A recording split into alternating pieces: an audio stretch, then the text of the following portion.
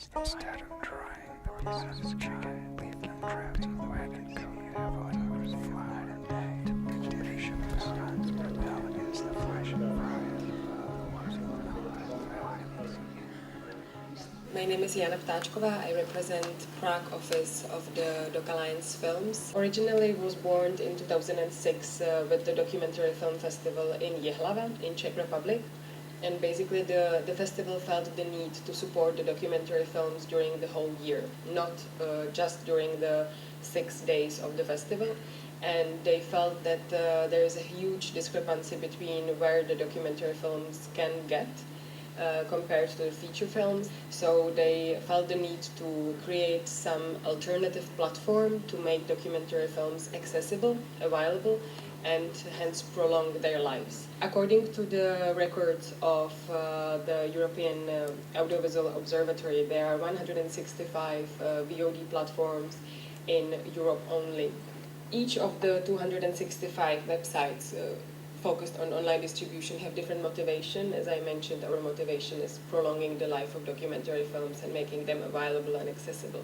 They also have different content because those 165 is in general not just for documentary films. They have different business models and they also have different revenue share, which for you might be interested. Now I'm coming back to our site. I don't think I've mentioned that we are selective. We are looking for creative documentaries, for films with strong author's approach, unique narrative style, strong points of view. We are not concerned about the length of the film, about the format, about the theme. We are not focused on like human rights or anything. We are more than open to any topics, any length, and also any year of production.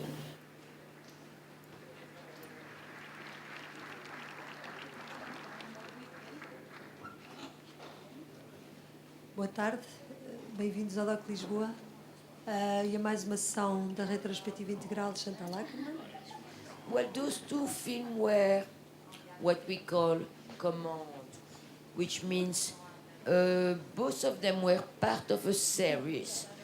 And L'Homme à la valise was supposed to be in one space, two characters, or one character or two characters. And kind of, it's about all. In a small space of time.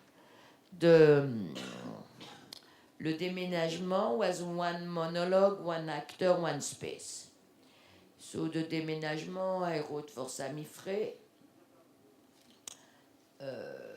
And the L'Homme à la valise, I thought I wanted to have Bulogier, and I forgot his name, and he died. Geoffrey Kimes. He died of AIDS. Well, it was a bad period. So we did it very well. For example, we did it in 2 days and a half. Le déménagement, and in, I don't remember exactly, but very soon, 10 days.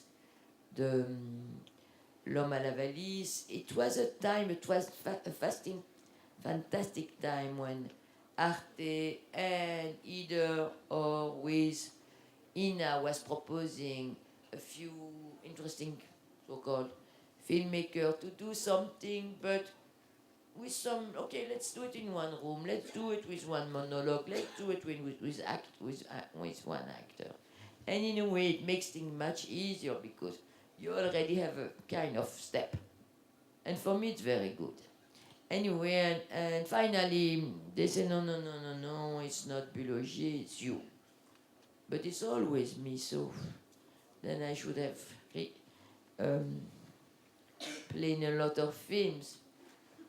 And I should say that that's why also we made the integral retrospective, because in case of Chantal's work, it's really important to see as much films as we can to have the different entries that we are proposing and also the installations. And I wanted to say that all the films will be repeating on Cinemateca during November and also now, so you will have many chances. Boa sessão.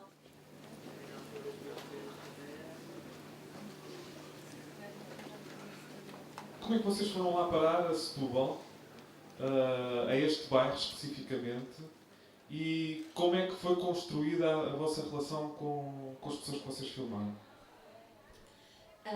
Abriu um concurso público na Câmara Municipal de Setúbal e nós concorremos a esse concurso e felizmente ganhámos.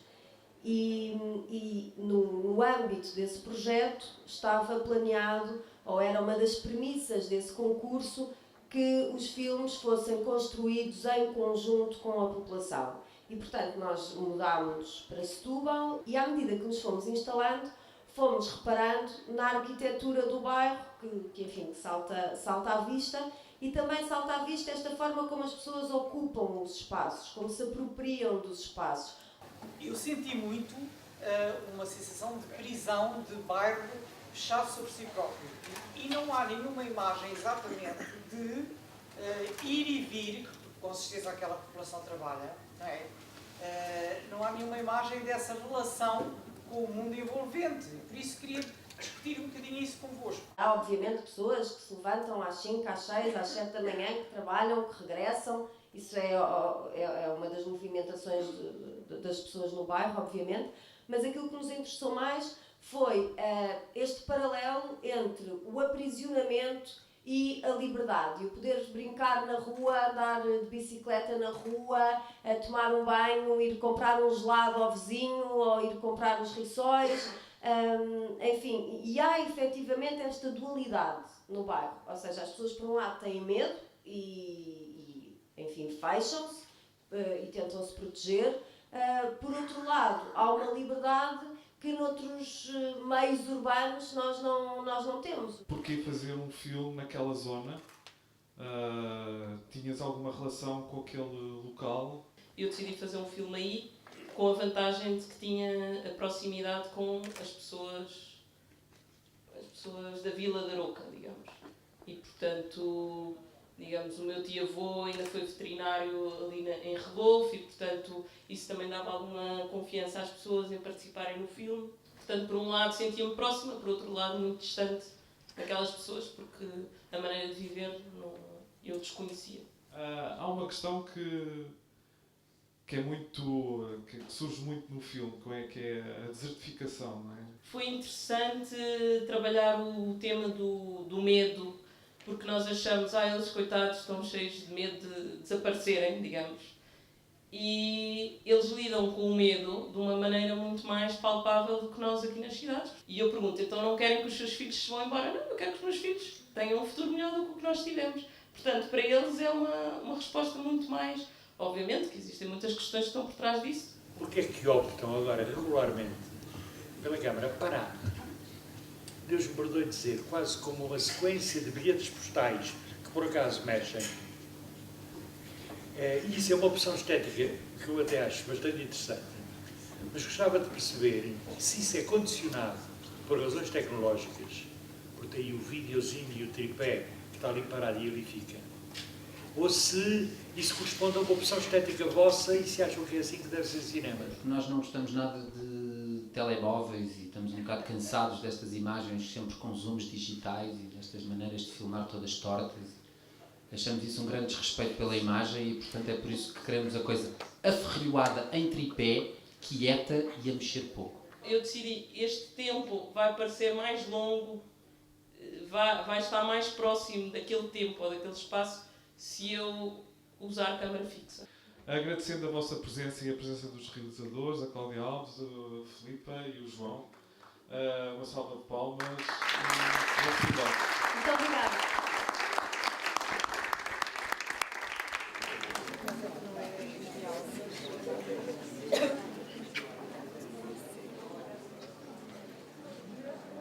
A reação dos artistas quando eu comecei o projeto foi um pouco de eu lembro do Gil me disse assim, mas essa história de novo, já falei tanto sobre isso, né?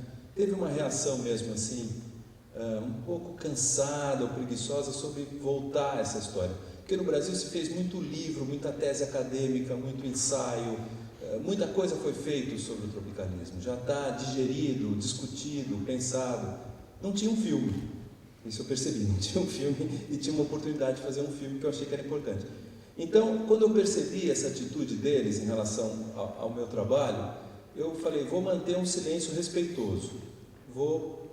A minha lição de casa é fazer a pesquisa.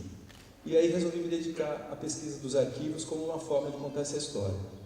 Como é uma história de 67, 68, 69, como 95% do material que vocês viram são precisamente gravados, fotografados ou filmados naqueles anos, então eu sabia que isso ia ter uma força, né, como uma força narrativa. Então eu fiz isso, fiz a pesquisa, depois comecei a montar cronologicamente esse material, e aí sim, quando foi chegando no fim do processo, que eu percebi que eu tinha muito material que eles não conheciam, né, o próprio material aqui, o Zip Zip, eles passaram naquele calor, como exilados, eles foram para o ar, acho que o programa era ao vivo, né? Quero crer que o Zip Zip era ao vivo. Era ao vivo. Então, eles nunca se viram, eles nunca tinham visto essa gravação, eles estavam no palco, eles não estavam em casa assistindo, então nunca tinham visto. Então ficou essa coisa assim, olha, vocês não querem ver um material que eu tenho, que é muito interessante, que é muito... Aí eles ficaram muito seduzidos. O filme está em sala no Brasil, né? Você me disse que já vai em 60 mil espectadores, o que é formidável, mas eles próprios, o Tom Zé e tudo isso, como é que foi a recepção? Bom, eles viram o filme, gostaram do filme, o Gil teve uma reação muito emocionada, foi muito emotivo, depois falou muito, interpretou, analisou, o Gil fala bastante, foi legal assim. O Caetano, ele guarda o mesmo que eu guardei com ele no começo, um silêncio respeitoso, ele não fala muito do filme. O Tom Zé, quando viu o filme, teve um negócio, me abraçou, ele me beijou, e falava assim, Marcelo Machado, tem uma coisa da energia, e eu sou um cara meio quieto, então ele me pegava, falava, você tem noção, era um cara assim bem energético e foi muito legal mostrar para ele, foi o mais esfuziante, o mais alegre, assim. A Rita Lee nunca falou comigo, eu nunca falei com a Rita Lee. Bom, muito obrigada Marcelo por essa conversa.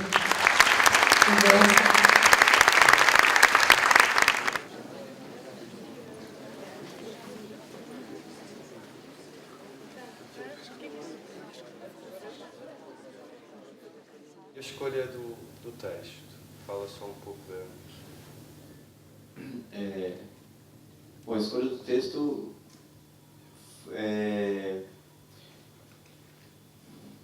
acho que tem muito a ver, acho que eu procurei muito também pegar textos que não saíssem daquele momento, que fossem textos que fossem escritos entre o ano 71 e 74. Porque a Lia Sol também ela reescreve muito, reavalia muito, conta muito coisas que já aconteceram com ela. E reconta coisas que já aconteceram, né, na escrita dela. E eu procurei não ter esses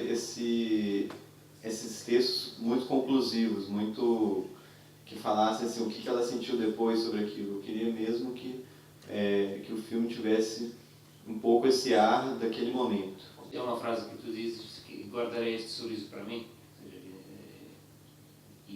Mas há coisas que podem ser partilhadas numa relação tão pessoal, ou seja, tão direta.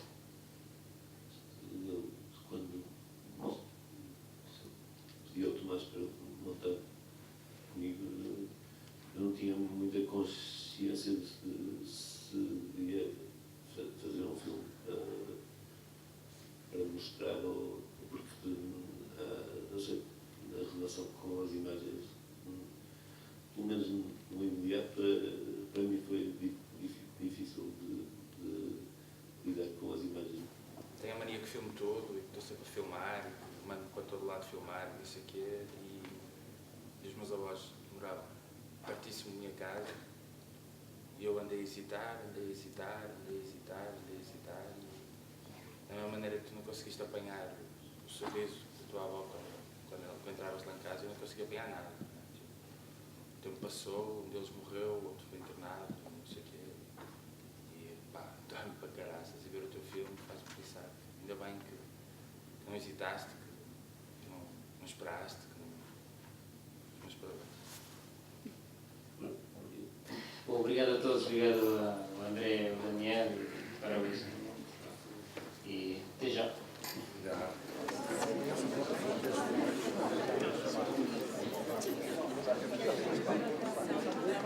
Como é que funciona o vosso trabalho junto para um filme desses? Vocês sabem dançar os dois? Já dançaram juntos? Ou como é que funciona? Não, o Lange dança muito bem, que eu já ouvi dançar. Eu não sei dançar nada.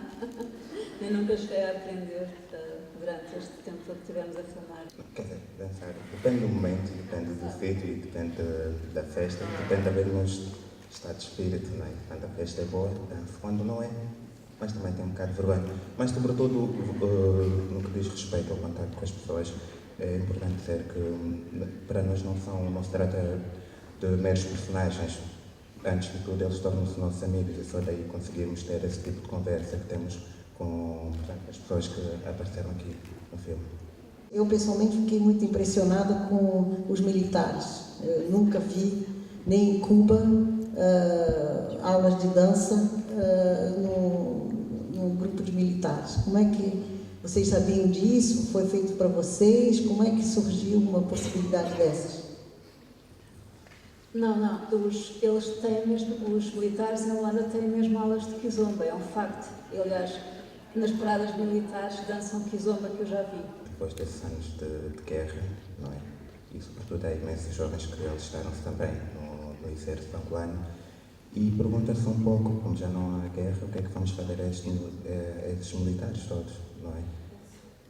Por isso, bora dançar e pôr as pessoas a fazer qualquer coisa nos quartéis, não é? É preciso.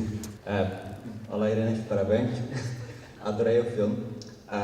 Posso fazer a pergunta se já foi apresentado em Luanda e qual foi a reação? A estreia prevista para Luanda está para o mês de novembro no Festival Internacional de Documentários de Luanda. Sinceramente, ainda não sabemos o calendário nem o dia, mas acredito que sim, passará e acredito que os angolanos, sobretudo os que vivem em Luanda, gostaram imenso do filme. Muito obrigada e boa sorte, então, para...